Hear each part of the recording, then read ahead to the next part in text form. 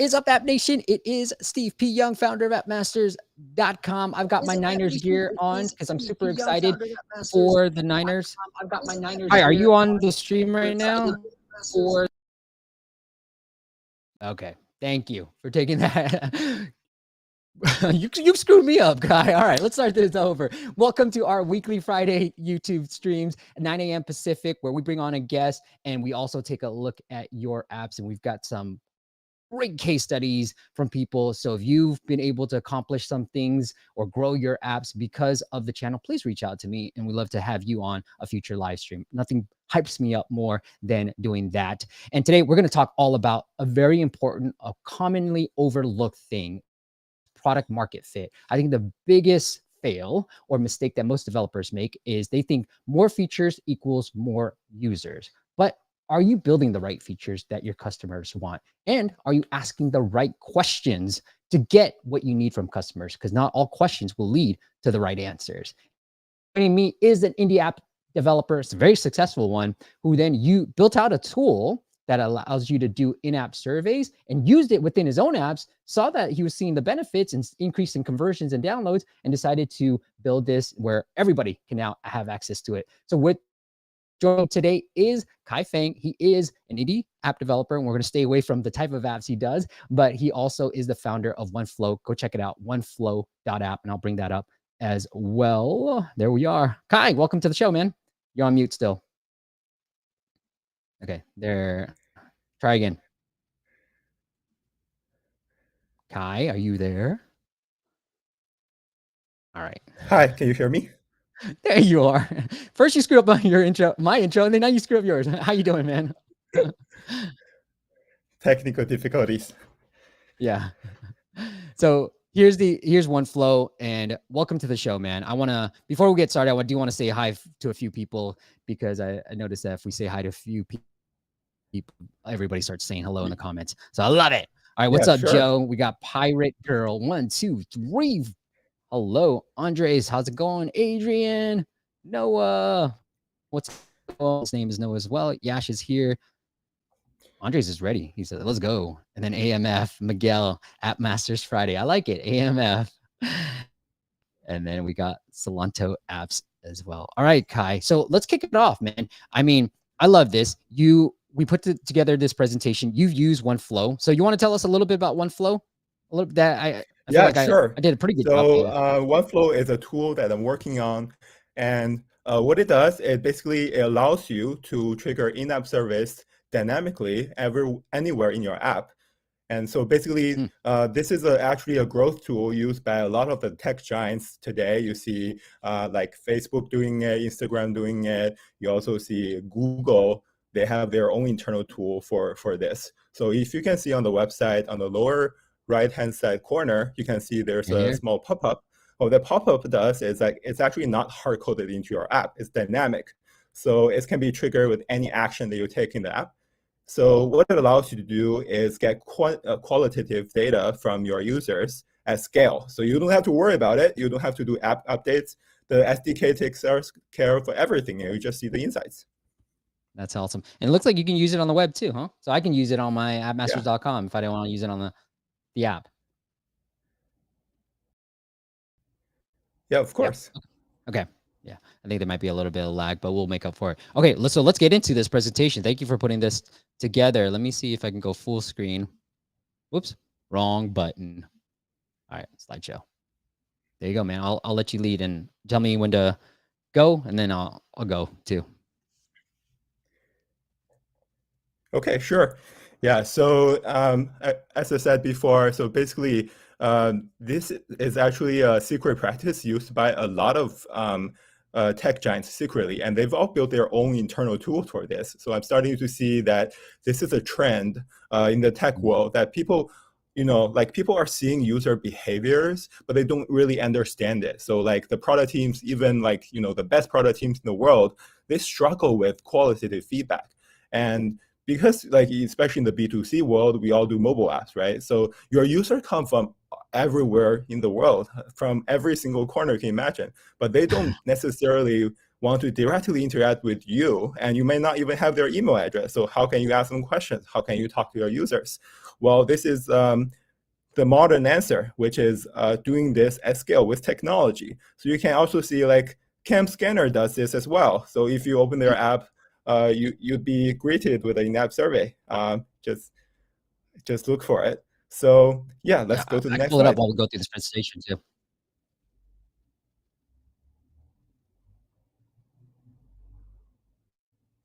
Yeah. Go ahead. All right, Hi. let's go. Let me go to the next slide. I'll pull up the Yeah. cam slider or cam scanner and then talk about that. Go for it. Yeah, so you can see that this is like Instagram. So the other day I was like browsing Instagram and I opened an app. Basically, it's an ad for a mobile app. So I closed it and suddenly I saw this survey pop up saying, "Oh, was it worth your time?" And then follow up to talk about a few questions. Say, that's interesting. Actually, my tool does the same thing because OneFlow can allow you to do the same thing. I try to recreate the experience in OneFlow.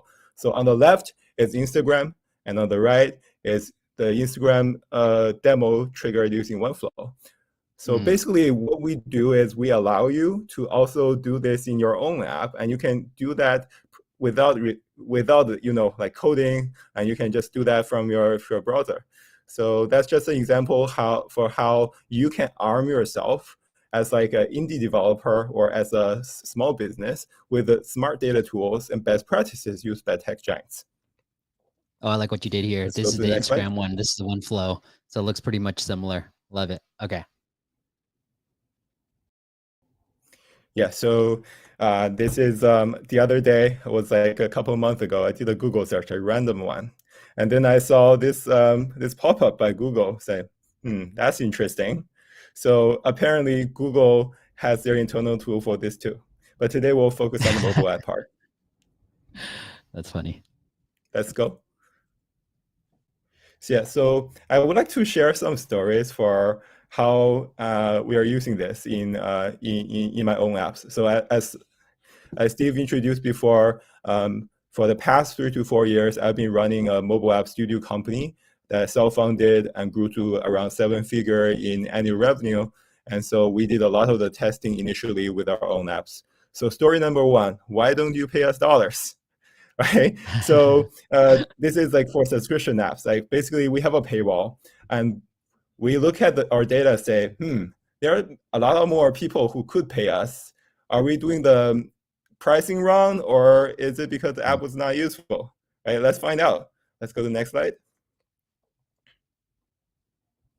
Yeah, so basically we ask a simple questions. We placed a dynamic survey when user rejects our offer in the app. So we ask them a series of questions. Steve, is it possible to play the video? Let's show you guys. Okay. Is that why it's just going? I think there's a link to there, but I can also just walk the right hand side. The link, maybe you can try that. The right hand side. Oh, right here. Got it. My bad. Right at all. Let's see if the video.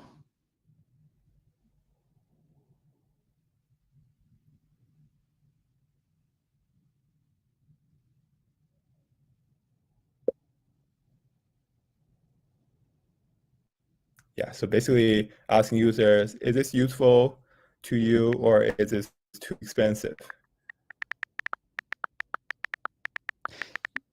I'm curious to, obviously you're going to get into it a little bit. So maybe I'll hold off on your question after we get through the end. Sure. Kai, it feels like these intercom things too, right? Where it's very much, we're trying to get as much feedback from our users as much as possible. I know intercom, you're trying to like talk to them too, but like, they're trying to give me some messaging here too. Yeah. Intercom is a great product-led growth tool, if anyone's familiar with product-led growth. But basically, the thing is you have to talk with every single user. And if you have 1 million users, apparently you can't talk to every single one of them. Oh, that's funny. All right, I'm going to bring up. Yeah, so let's go to the next page. I want to show you guys the results.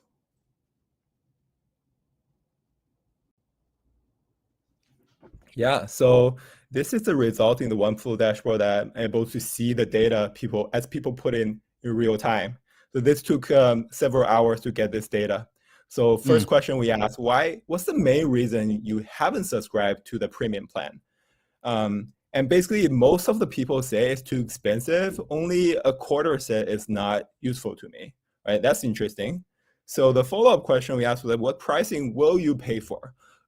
Because at the time we were thinking about, okay, maybe let's cut our prices, right? If we're too expensive, then maybe people won't buy us. But if we cut it cheaper, then maybe a lot more people will buy us, right? So the result is surprising because even if we drop it to $2.99 per month, only 10% of those who said it's too expensive will buy us. So the majority will say, I will not pay.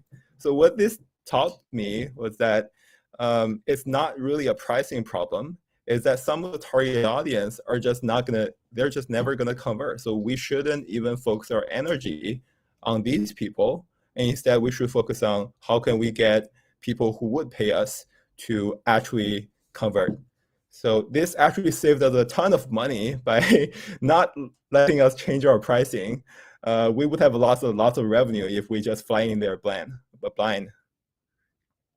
Interesting. So were you driving traffic a certain way when you were doing this survey? Were you like, hey, I'm driving traffic from some source, maybe like Snapchat. I'm just throwing out some things. And then you're like, oh, I can't do that because all these Snapchat users are not willing to pay. Yeah, so that's also something we did. So basically, our marketing channel at the time was like from many different social channels. It was from Facebook, TikTok, Instagram, and also like from App Store searches as well. What we discovered was that like basically we did another in-app survey where people sign up. We ask, okay, where did you come from? Where did you hear about us? And there are people who say I come from App Store search or Instagram. But like the result from that study, which I didn't show here, was also interesting because we were spending $500 per day on each of these channels, but there's just very few people coming from TikTok. So that was also quite surprising. Basically, it allowed us to see the instant ROI of like the poor ROI of some channels and the better of ROI of other channels. The best part is you can actually cross-check that data of people who came from a certain channel with the data you receive when you ask them subsequent questions. So that really allows you to see which channel performed the best. Yeah, I like that. And I'm glad you mentioned that too, where you can use OneFlow for attribution. Like if you want to be cheap on the attribution, I'm not saying cheap, but like budget friendly because it is costly. Kai found a hack that, hey, by using OneFlow, you can start figuring out the attribution side of things too. So you found that, hey, I asked them where they came from, and then the people that came from this thing were unlikely to pay, whether it's TikTok or Instagram or wherever. Funny thing, last week, that's why you got to tune in every week, or at least listen to the podcast when it goes on to the podcast. But Mike from Oomph, he was saying like he did some analysis too, where he's running Facebook ads, right? And then Facebook and Instagram. And he found that nobody was converting on Facebook. So now he just runs the ads on Instagram and not Facebook too. So really valuable information there. Because Kai, one thing I wanted to mention with you, when you ask this pricing, most people are going to be like, hey, Kai, do you want to pay to be on this live stream? Most people are going to be like, no, it's too expensive. I don't want to pay, right? Like, so like, and no, look, Kai didn't pay us to get on here. But like, I would think that when you ask somebody if you want to pay, most people would say, I don't want to pay. So that's why I was like, is this even a good question?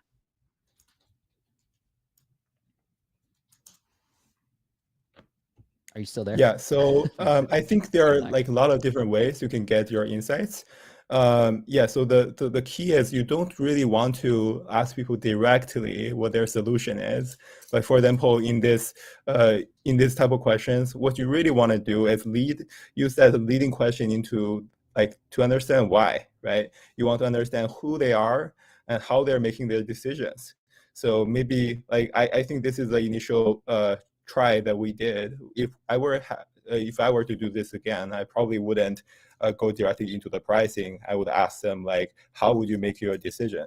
Right. So asking is definitely an art. Yeah, I like it. Okay, here is Cam Scanner as well. This is on second open, Kai, because I couldn't find it during the first open. But Cam Scanner, my second open, they were asking. I don't know why they don't ask either.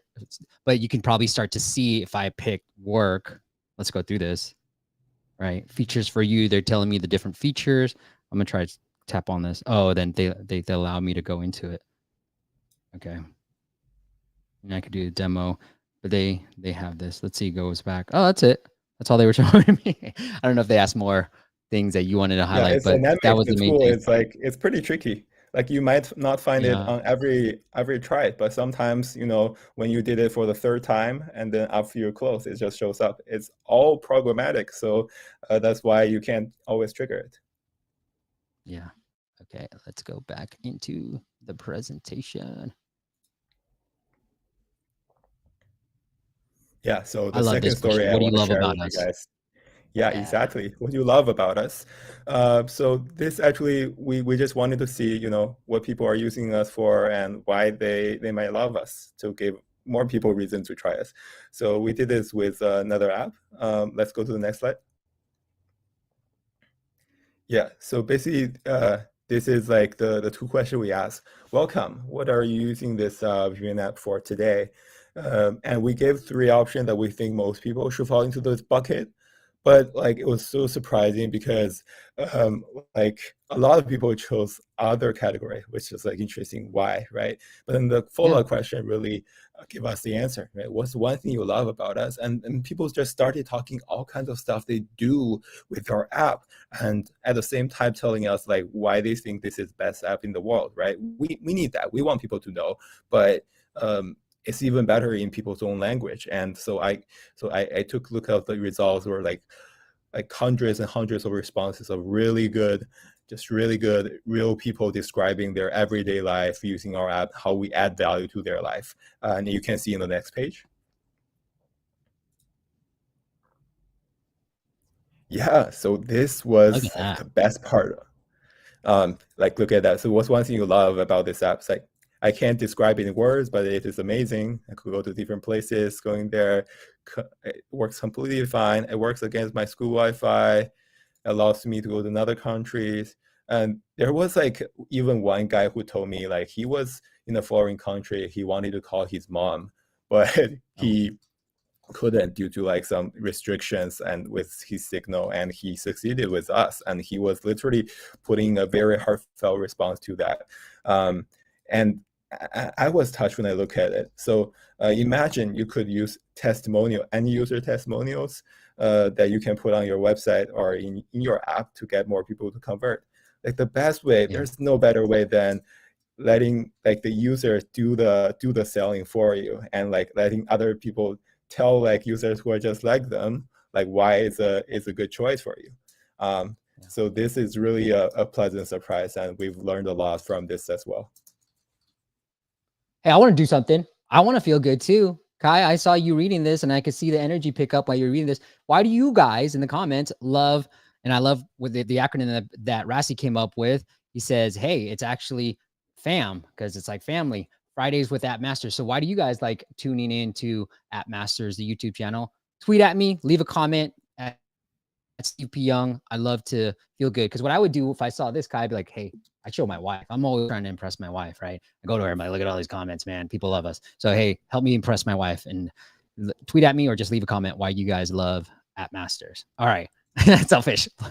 Go ahead, guy. Go lead on. Move on.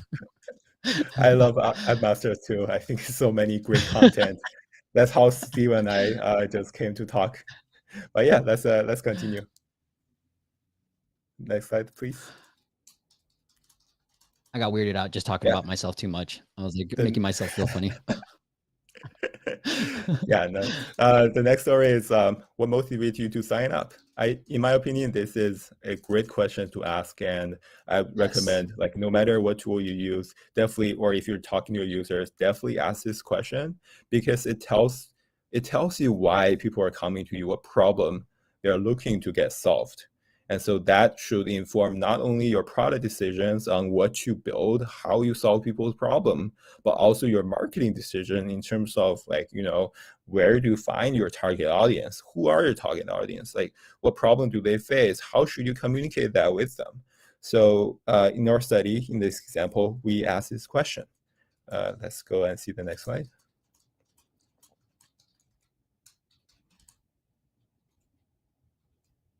Yeah, so basically, I'm showing you screenshots of before and after, and this actually worked very well for us. So basically what we asked is like, okay, what motivated you to sign up, right? And then we saw in the free test responses how people just tell us like basically the exact struggle they've been having with their passwords. And this is for a password manager app. And people just started telling us, like, I'm worried about being hacked, or I already got hacked. I forgot my password. I want to remember my password.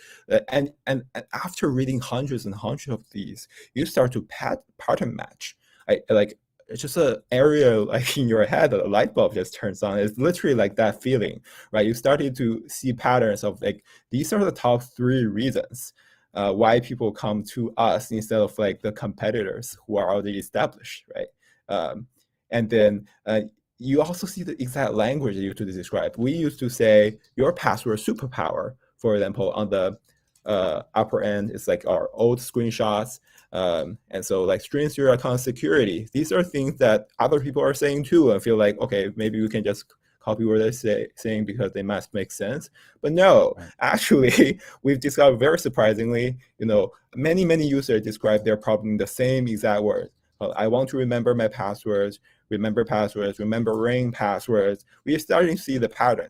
And then also people are afraid of getting locked out, and people want to feel safe. They want to feel safe. It's not just about your solution helps them save this and this, have this many features. It's about how you make them feel and how you can solve their problem. So the only thing we did was to change the description, the screenshots, where people can read about if this is solving my problem and make a download decision. And next page, I can show you the result. Actually, very surprising. I wasn't even sure but here it is. This is the App Store, like App Store Connect is showing you the conversion rate. And we almost 1.5x our conversion rate just from this change. This is the like almost double the downloads, right? The date. Yeah, that directly translates into downloads. That directly translates into your revenue. Wow. So that's just amazing. Let's say we totally didn't expect this. I love it too. And we had a similar case study with a friend of mine for years ago. And so the strategy still works today, but he did the same exact thing and he saw similar results just by using the same words that your audience is using. Then it makes the audience feel like, wow, this guy really understands me, right? Like and then it makes them feel good about your product because you're using the same exact words that your audience uses too. So I love this. This is great. Exactly. So like, sure. Go ahead. Sorry. Oh, I think that's it.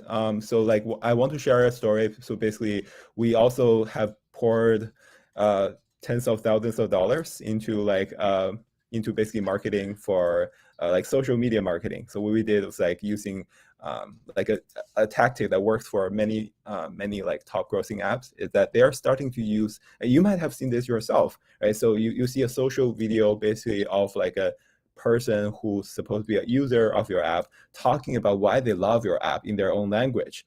And like the reason why people, like all the top grossing apps started doing this, is because it really converts really well.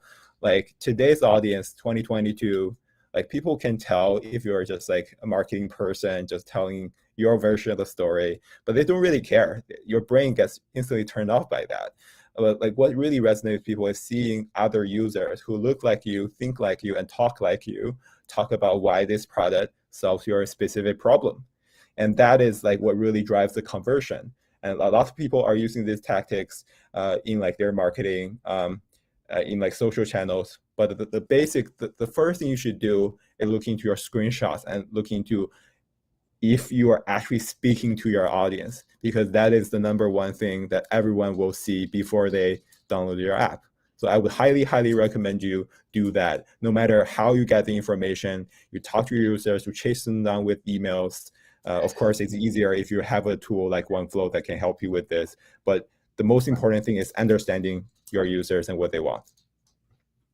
I love that too. And what I would add on to that, oops, show on screen. All right.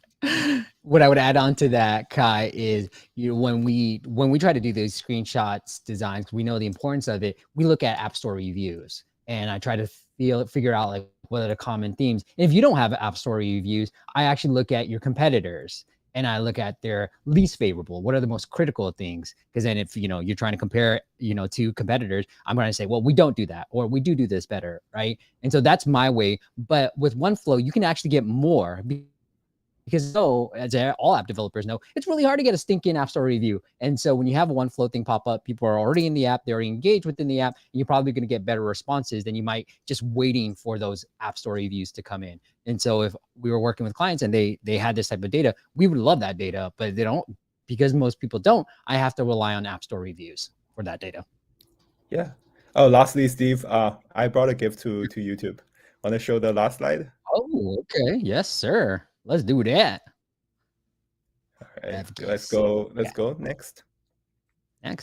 So yeah, this is a special gift. So basically, the first 30 viewers to sign up will get 30% off for their first 3 months. And you can remember this code. It's Steve30. Literally, we want to have 30 spots for this. So like the first person to redeem will like just decrease the count. But you can visit oneflow.app to learn more. Either way, no matter you sign up or not, I really enjoy sharing the story with you, and I really hope you find success in your app. Yeah. Hey, Kai, thank you for that. So once again, it is oneflow.app, and use the promo code Steve30 to get 30% off your first 3 months. Take advantage of this offer. I think what Kai said. It's available on the web, and you can do it within the app too. So I'm going to be one of those 30 as well. The other thing I want to get into, Kai, because you built this 7-figure business that you said, when you started building it, when you talk to me about your launch process, because you said you were spending $500 a day. I mean, what did that launch process look like? Were you spending it right on the go, right on jump, right on launch? Or what was and I know you have a very systematic mathematical brain. So what was your sort of sequence? Hey, I get this right before spending $500 a day. Take me into the mind of Kai. All right, that's going to be a long conversation, but I'll keep it short. So essentially, you should think about your business as building a funnel. Like you think about fundamentally, what are the steps that people take leading to the desired outcome, which is them being happy, subscribing, paying me money, and retaining, right? It starts from like you being on the App Store, having your screenshots ready, having your message ready, and having an app that has decent conversion. When people sign up, there's very low friction and they can understand what you're doing. So you're just building that funnel. And once you build a base, right, and then it comes with all kinds of experiments. And starting from the beginning, what we did was, again, I don't think it was perfect, but what we did was like first we want to get to the baseline level by looking at our competitors, what they're doing. And then we track everything. Basically, we use data tool, like I'm using a tool called Mixpanel. Basically, it allows me to see like charts of like how people are converting from one step to the next. And then I get a baseline based on like basically how like similar apps perform. I know this is a baseline that's good to launch. This is a baseline I can start doing marketing with. And for the 500 per channel is also kind of like you can do probably 50 per channel if in the beginning, right? But then once you start seeing conversion rate is good, that's when you start to make a decision to scale up your spending. At the same time, it doesn't have to be perfect. At the same time, you can keep iterating your product. So it's this process of iterating your product to increase your conversion rate, iterate your marketing, so you find a channel that really works for you and the right audience that drives into your app, right? For example, the example with the scanner app we did where we asked people about pricing. It turned out a lot of people were students, and while students really needed the app, they not necessarily wanted to pay us. But that could be your marketing play. But these people, you just got to understand that if you're targeting some students, maybe not everyone will want to pay you. So that's the trade-off here. But that's how overall I would think about it. I love that. Did you think about how much you were willing to invest in the very beginning? So I know you have a portfolio of apps, but when you first launch that first app, you're like, hey, I'm willing to invest $1,000, get some data, and then tweak that data. Did you have a budget in mind? Yeah, I mean, it really depends on everyone's situation. For me, because my first app was was a success, so I'm like having more and more cash to funnel into my subsequent app launches. But I would say in general, if you have enough budget, I think the minimum budget you would need actually it, it's not much, right? You probably need to drive maybe. I always strive to drive at least like 100 downloads per day. That's where you starting to see the pattern. You don't have to wait, a month before you see some data that you can iterate with. The thing is, you got to understand, like speed is everything. You don't want to wait a month before changing a tiny little thing that's in retrospect is obvious. You want to do that right away so you can grow and take your learning from there. That's also like more information about your users, more understanding. That's why it helps you, because learning compounds. Your learning in the early days will always inform your later decisions. So in the early days of running an app, I would say the most important thing is learn, learn, learn. Go out there and do pattern matching. Understand your audience. Even if it's a competitive market, it doesn't matter. There are always people who are underserved, right? Find your audience. That's how you can grow. Kai, if you had to point to one thing, you said your first app was very successful. What do you think made your first app successful?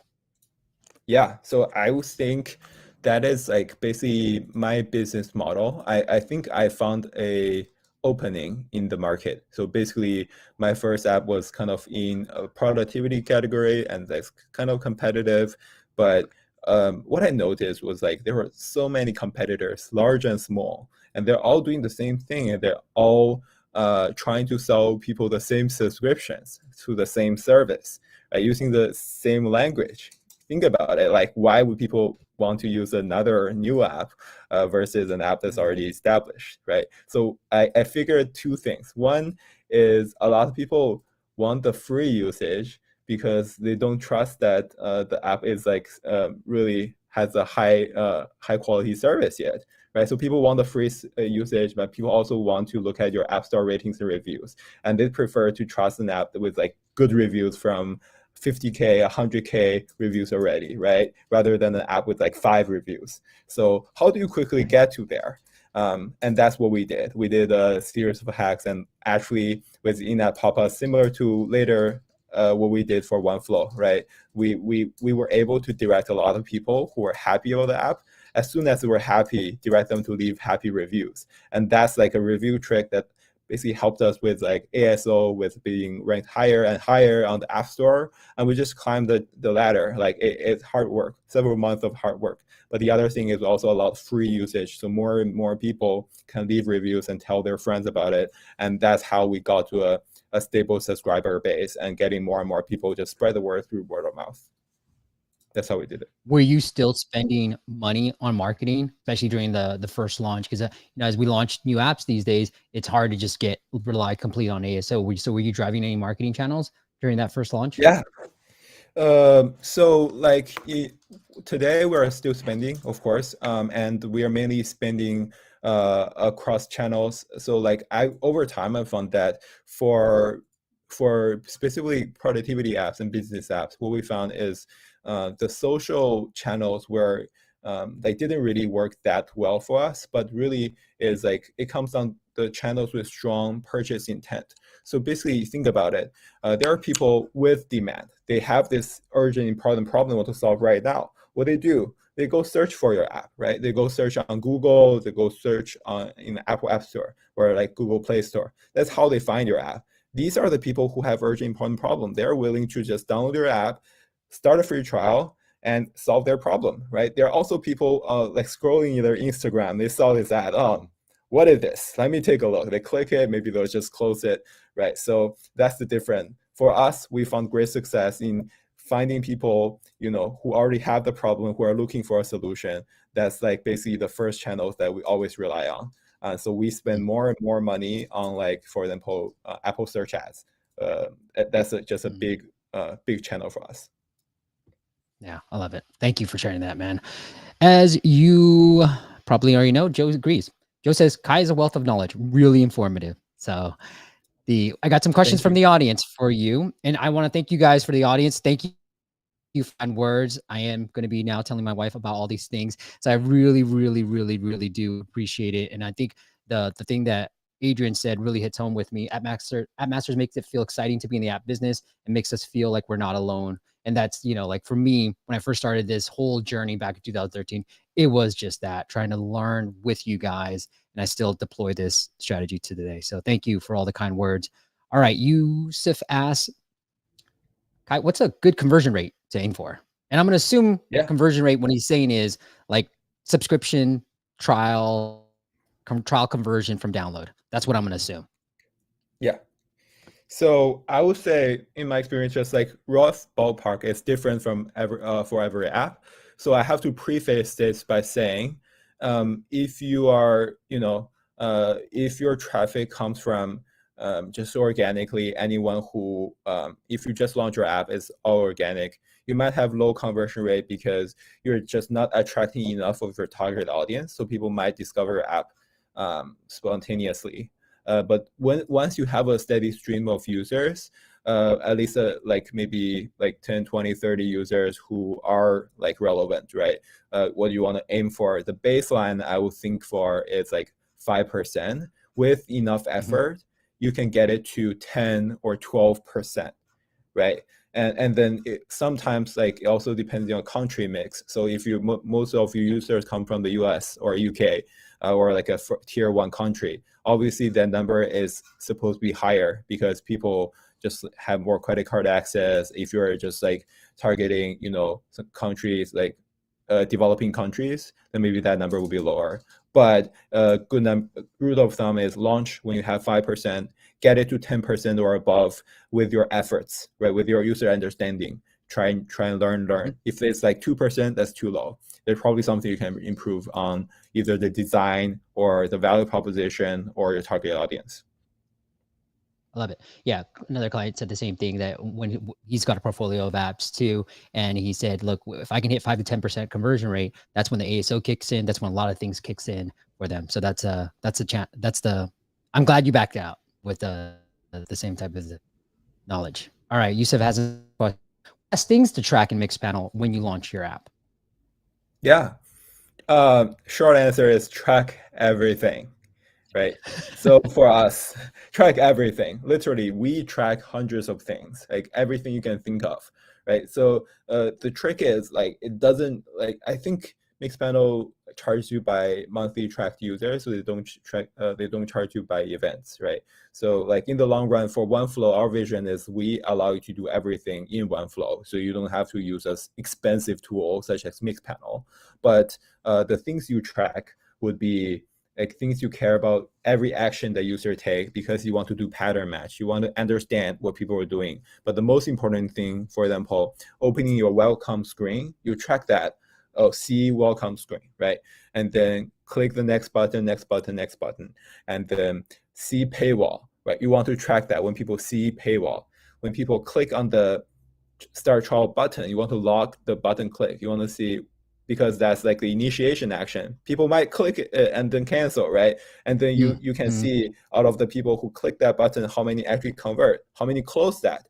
So you want to track all these important things: open, click, close, like in-app purchase, the people who actually started in-app purchase, right? So, and you also want to see usage. For example, using a key feature, completing your core loop. For example, for a scanner app, it might be starting a scan, editing a scan, and then saving a scan, right? So, and sharing your app with friends. All of these things you want to track. These are the key actions that you care about the most. And so you can use that to build your funnel chart to look at the drop-offs and see where are people dropping off. And you might consider launching an in-app survey to see, ask people, hey, why do you drop off, or what were you looking for that we're not delivering? And you can instantly improve your app based on those insights. Love it. Okay. Let's get into the second part of our show, the app audits. I know there's some questions, but we will get to those questions. But I want to make sure we have some time for the app audits. How are you on time, Kai? Do you have a little? Can we go a little bit over 10 a.m.? Yeah, of course. Okay. Yeah. This is, when something's going well, when you're just going over, and you don't want to stop, and people are loving it in the audience too. All right, so let's take a look at Andres' app. And I think Andres, I think you're here. So He's got this app, this simple budget app. And similar to your point, Kai, there's a lot of different budgeting apps. And so I'm curious to see what you have to say, knowing the productivity, the success of your first launch that was in the productivity space. Andre says, I want to improve organic user acquisition. Current daily installations are in the single digits. So anything that stands out to you right now? Yeah, I think you can You know probably that. do a better job ASO. If I were just a user looking at this simple budget, quick expense, first thing I noticed not is the title and the logo, right? So the logo, I think you should basically do a better job of designing the logo, because right now it may not be super clear to me what that means, right? When I look at the expense, okay, maybe the the yellow dot actually means a coin, that means money. Or like the arrow means a chart. It wasn't clear to me at first glance. It wasn't clear. Like, I think you want to give very strong context of people who download your app. What is this? Why is it relevant to me? Because most people who scroll down will see, I don't understand, and they'll move on. They won't go read it and then try to understand. They'll just move on. I completely agree. I mean, that's the first thing I noticed too. I mean, not to nitpick here, but I will. And that's what we're here to do. But simple budget, the B is lowercase. I don't like it because everything else is uppercase, the proper case. And so I rather either you go all small or you go all big. I don't like it when it's like that. It makes, especially for a money app, right, Kai? Like, you need to build trust right off the bat. And I thought the icon just doesn't feel as refined and as professional that I would personally want if I'm doing my budgeting. I need to see some really good design because it impacts the way I feel about a budgeting app. It might be a game, sure. Maybe I don't need a cool design icon, but for a budgeting app, I do really need that, in my opinion. And then, what I would say is, to your point earlier, Kai, like, look at what other budgeting apps are doing and see essentially what Kai did. I mean, he went through he said it himself, it's very crowded. There's a lot of apps out there doing the same thing, charging for the same stuff. So how can I get out there that's a little bit different and look at you tell me what you did, Kai, but like, look at what their screenshots are saying and maybe try to improve on it. Don't just say the same stuff, right? Look at their critical reviews for these popular budgeting apps and see how you can stand out from the app stores and build something different, and use those critical reviews, those 1 to 2 star reviews, and use the same words. And be like, this app is completely paid. I can't do anything without paying them. And then be like, okay, well, you can budget for free or whatever it is that you can find out, that blue ocean that separates you from other budgeting apps. That's what I would do too. Exactly. Okay.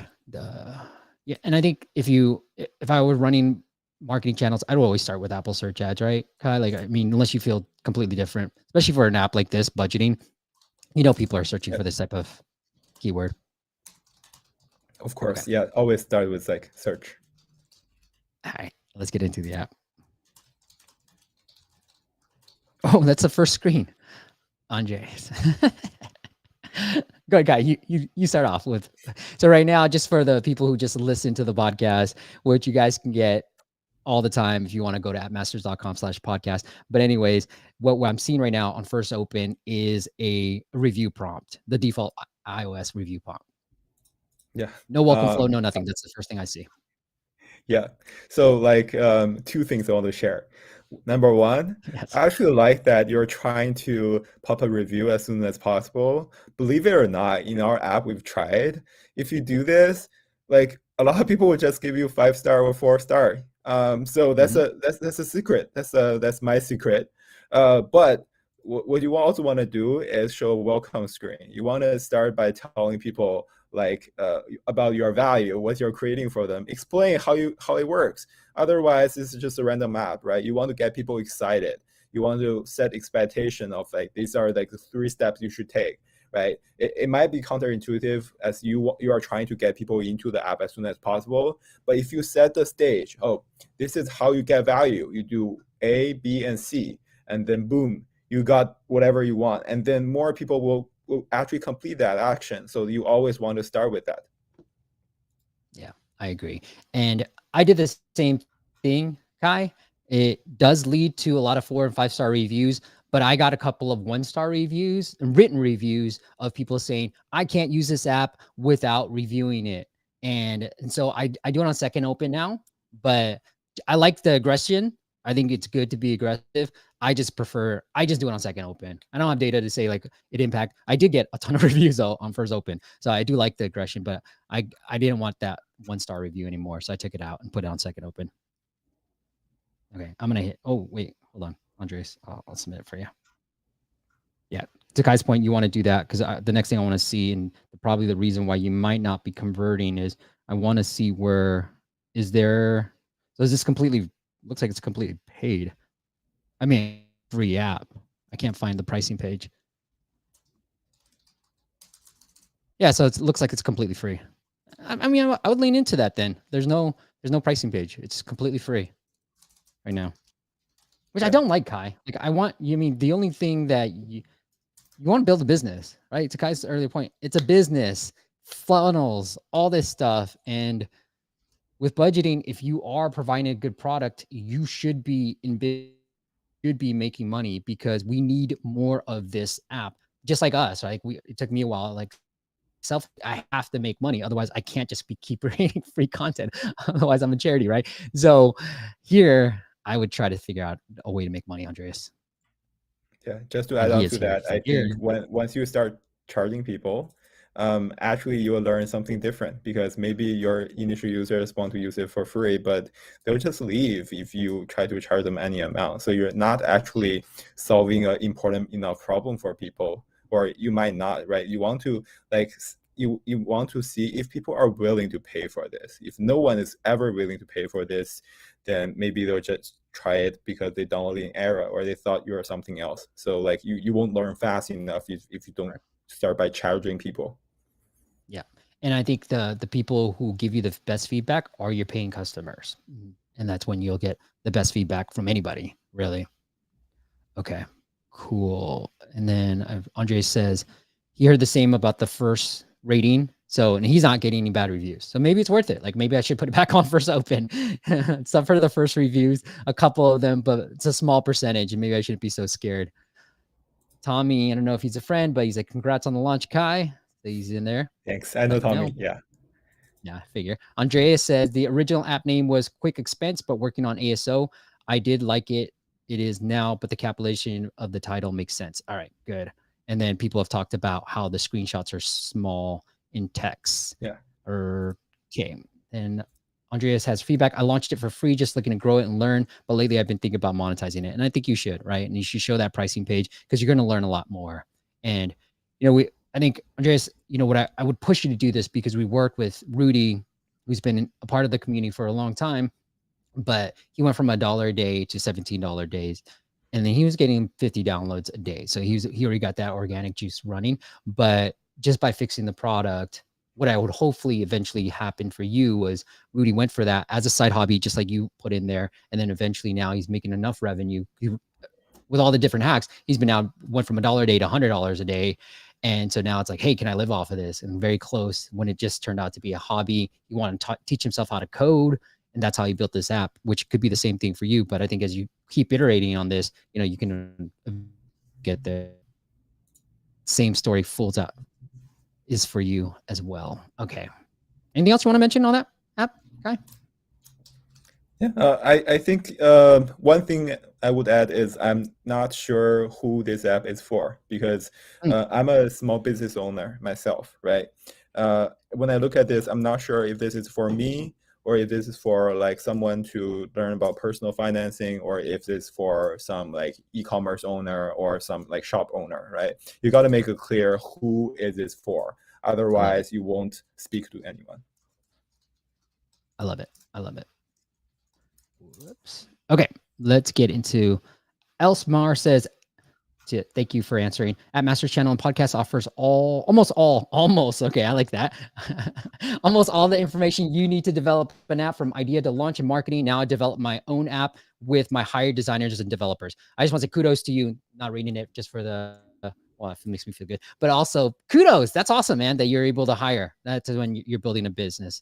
And then Noah says, what are your best practices for rebranding an app, name and icon that has a few hundred users? Should I rip the Band-Aid and notify existing users in the app?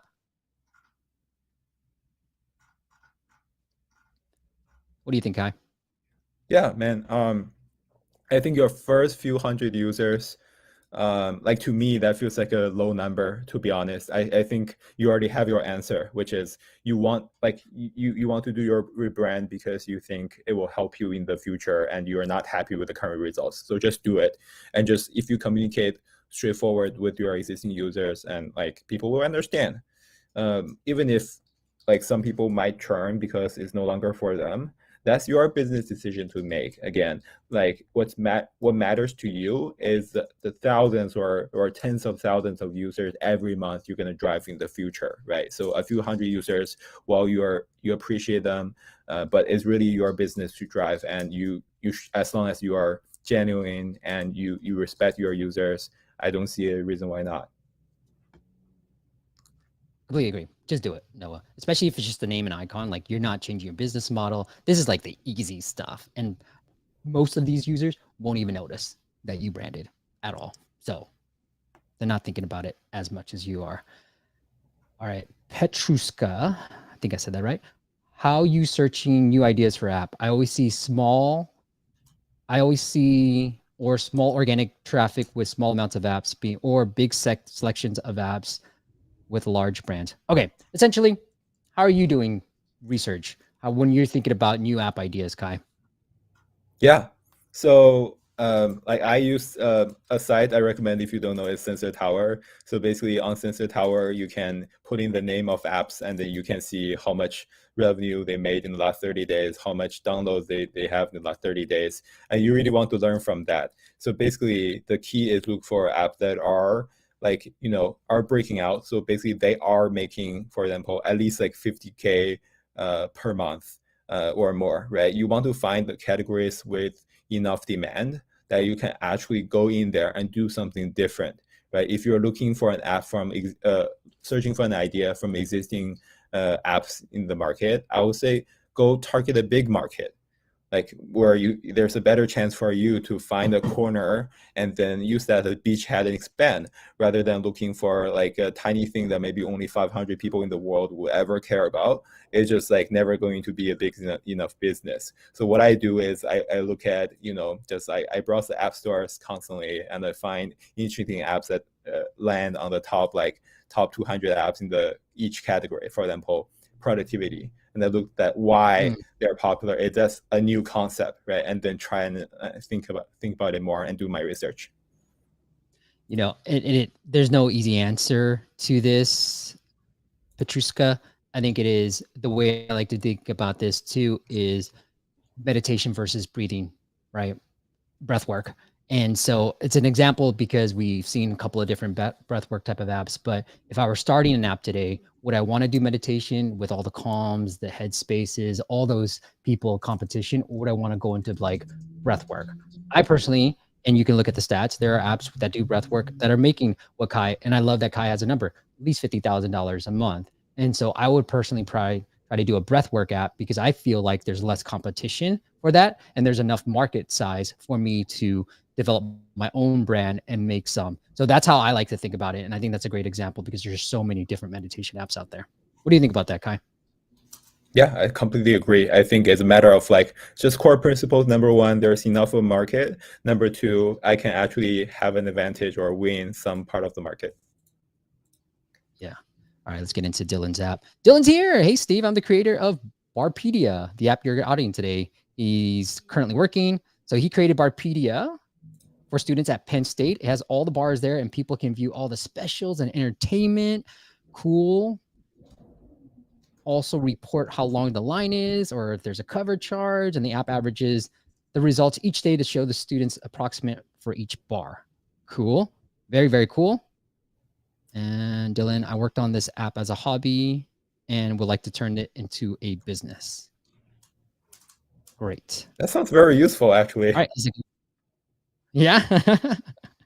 Back in your college days. So he wants feedback on UI UX. So I'm gonna, let me build them. I'm gonna start off with the ASO a little bit. So if it's Penn State, I know you have State College here. So I think maybe Dylan, correct me if I'm wrong. I don't know if Penn State is called State College too, but I would have Penn State, right? What we found is college names, especially the big ones, actually have pretty good traffic volume and low competition. So besides Penn State, maybe their official app that they have in the App Store, you're not really competing with anybody else. And so think about, I think Penn State's in Pennsylvania. So think about terms around Philadelphia, the Eagles, like sports teams in your area. And those would be keys that I would target in your, definitely have Penn State here.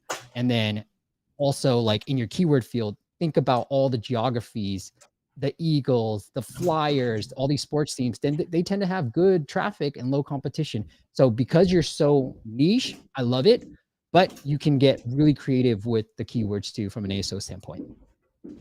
All right, anything you want to add? Yeah, completely agree. I think if you're doing it for Penn State, at least in the beginning, you should make it super clear. You should even use the logo, use their like whatever like the symbols of the school. Just put it there. Like get everyone in your school to use it, and then try to expand from there. Got it. Okay. Oh, I like Joe's idea. Joe says definitely want to add more PSU colors. So I like that in there too.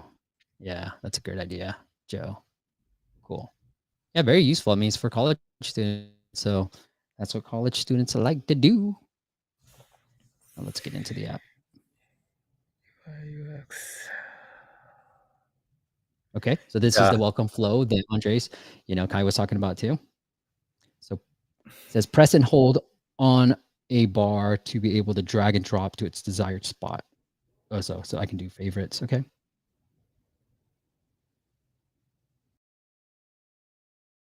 Cool.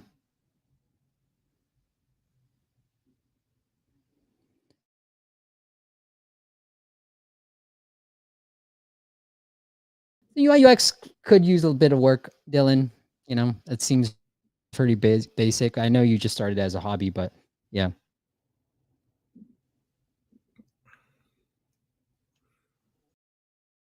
Cover charge 0. Sorry if I screwed up your your data.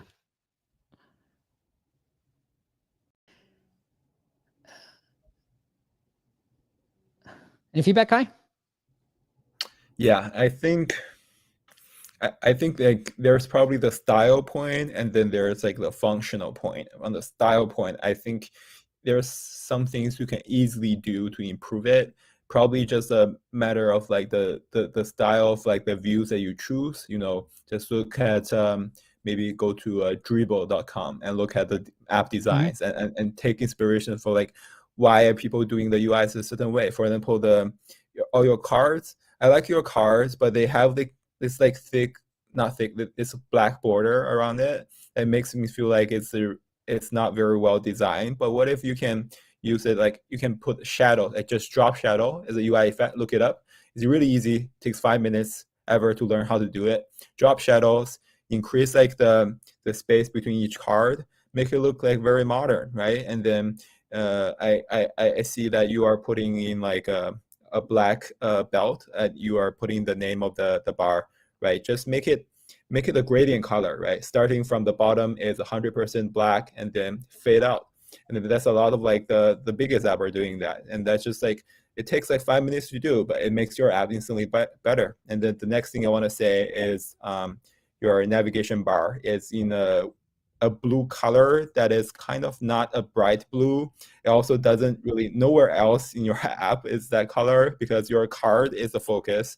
I would just suggest just do a modern design where there's no color, everything, the background is white, and then the texts are large, and you use black text, and then you put everything, no border, just use shadows, make it pop, make it like it's a 3D thing you can interact with.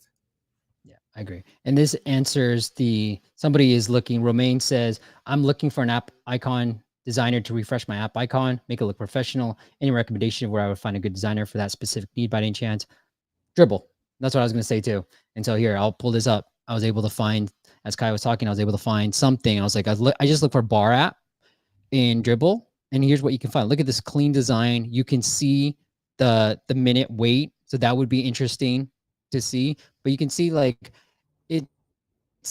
that's more, if it's a bar app, Dylan, show some drinks. Like, why are people looking for bars? They don't want, I mean, in my opinion, they probably don't want to see the outside like this. That's kind of boring. What I want to see are beers. What is their special drink? Like this Primonti Brothers. That sounds more. That looks more fun than any of the like this Price or whatever. Priest looks empty. It looks boring. And I know you're a college student, so like you probably want to be where something's active. I think the pictures could do some work, use some work too. I think here, like if you can't get any type of report line, all this stuff, maybe go out to these lion den people, like the restaurant owners or the concierge, and just be like, hey guys, I've got an app. I can drive more users. I promise. I would love for you guys to, whether you have a special today, the happy hour things. I think that's what people are looking for. If you have a line, put it on here because I can help you drive more users.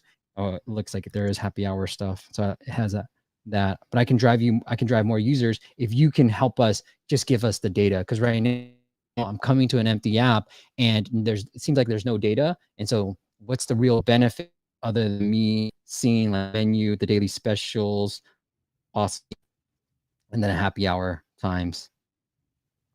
So yeah, that's a good point. Yeah.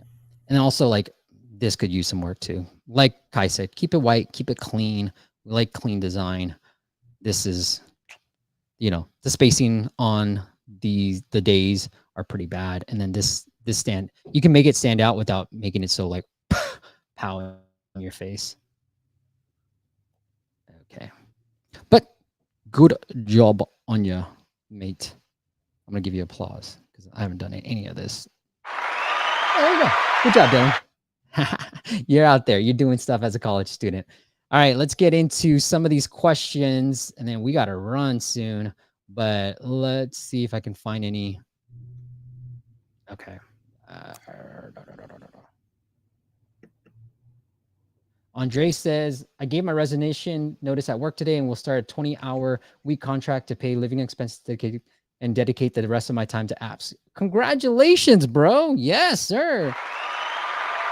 That's why this is fam, because you know what? That's what we do. We support our fam here. All right. Noah says, Kai, when doing market research, what's your rule of thumb for guesstimating the number of downloads for an app? Yeah, just use sensortower.com. That's my best advice. You can actually see, and it's usually accurate. Within the several thousand, it's accurate. Yeah. I mean, I met with this was quite a few years ago, but I met with the founder, one of the founders of Sensor Tower, and he's like, Steve, what's your app? And then he pulled up my app, and I was like, he's like, you probably get this many downloads. And I was like, that's pretty accurate, bro. And so it's pretty cool. Yeah. Petruska says, what do you think is better, focus and develop one app or create VP new app all the time and collect their revenue? That's a great question. Yeah, I mean, it's you want to start with one app, right? You want to move on when you find a reason that maybe you want to move on quickly, but you also want to focus on one thing because, like, think about it. You want it to be so optimized that your users, whoever tries it, will love it and tell their friends. And you can't do that if, like, you're working on 5 different things at the same time and nothing works, and you're dividing a fifth of your time, of your personal time, into making this app work, and you're competing with people who have teams, who have like 100 people working on the same app all day, every day. How can you win, right? You want to quickly learn, and if it doesn't work, move on, but you want to learn first. Without learning, you're just like, just shooting in the dark. You just don't know where your target is. Amen. I couldn't have said that any better, Guy. I would agree. Focus.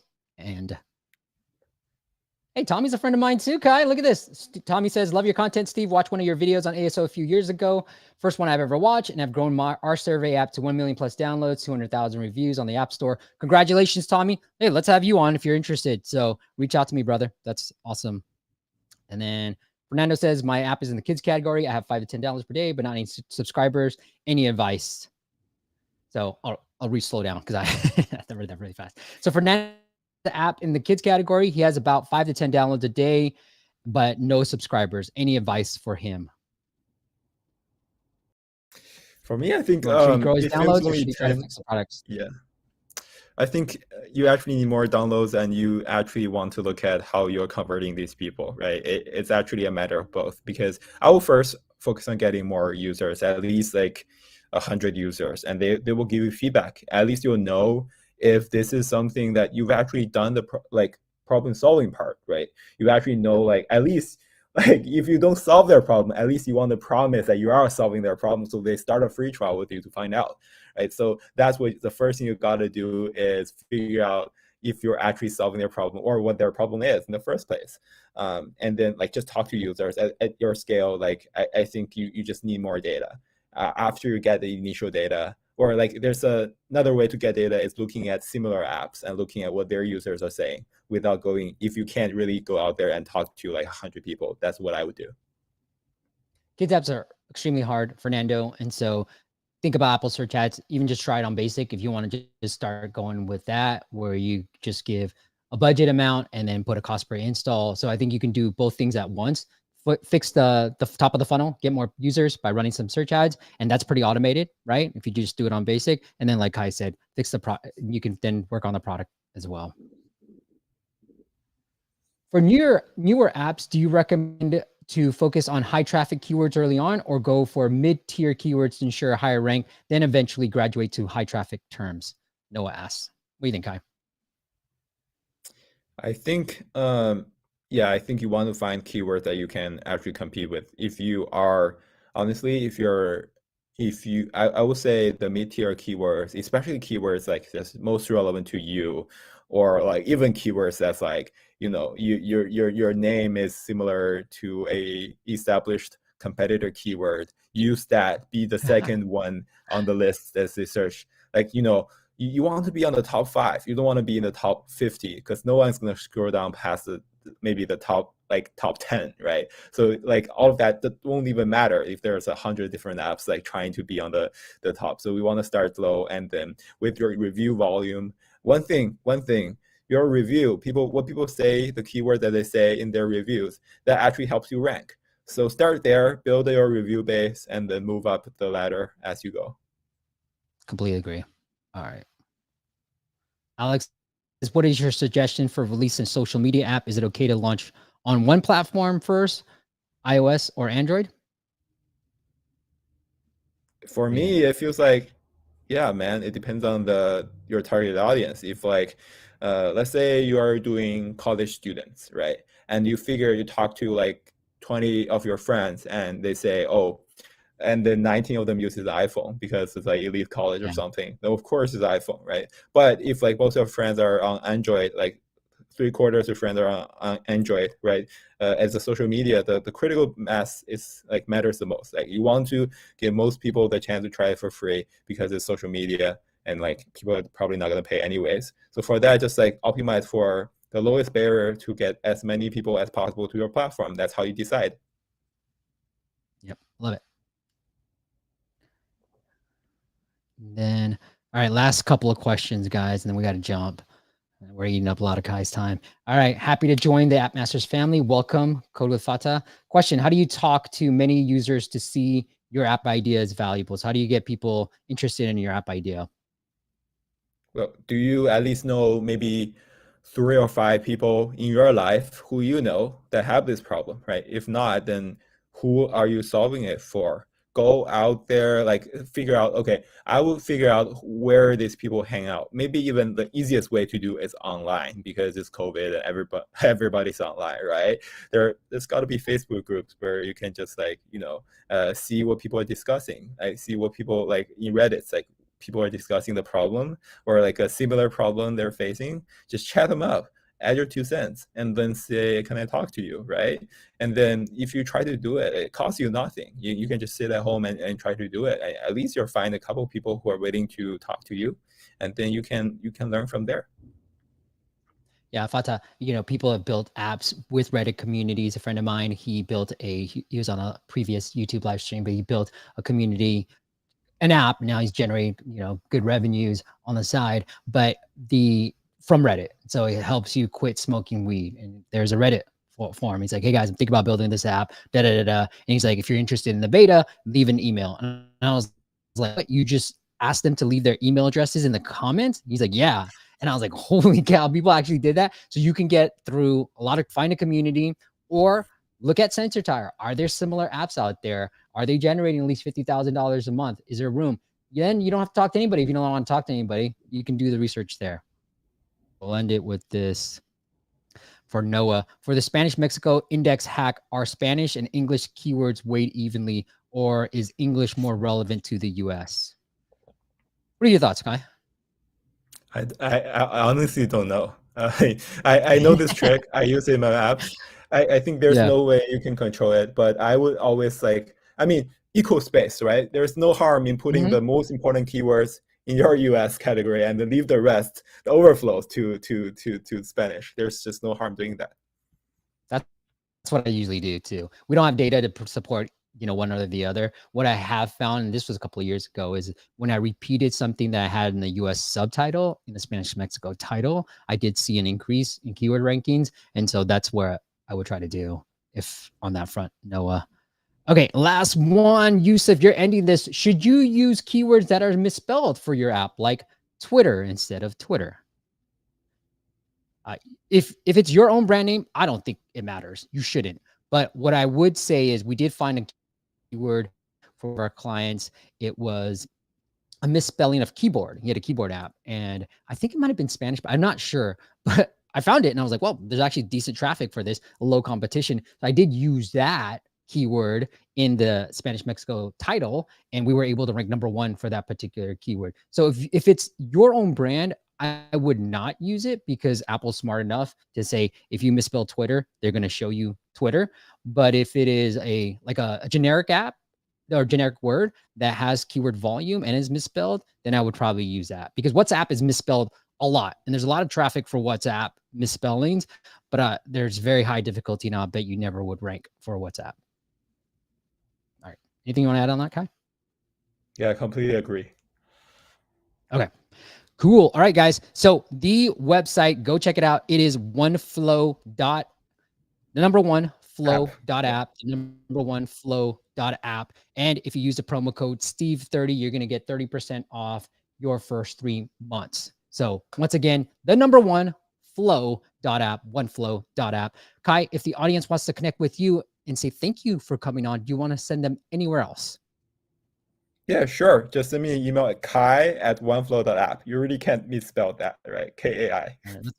Yeah, super simple. Guys, next week we are back, and we got influencer marketing. And I really want to know influencer marketing on TikTok. TikTok is the platform that I'm most curious about, because it seems to be, with Facebook and the iOS problems and all the things, Facebook ads going up in terms of price, TikTok is interesting. And so we're going to bring somebody on. We're going to talk all about influencer marketing and how you can use it to grow your app downloads and your revenues, and possibly use that marketing material from these influencers as your ad. So stay tuned. Every Friday, 9 a.m. Pacific. We are at appmasters.com as well. I'm on social media if you want to connect with me in any other way, at Steve P. Young. I've been getting a lot of DMs on Instagram. Not a lot, a handful. Okay, hold on there. But a handful of DMs on Instagram. So I really love receiving those messages on there as well. Kai, thank you so much for coming on and doing this. Yeah, thank you. It's great. Thank you all for watching. I'll see you next week on Friday. Have a great week. Let's go Niners. Let's go to the Super Bowl, and we'll see you next week. Bye.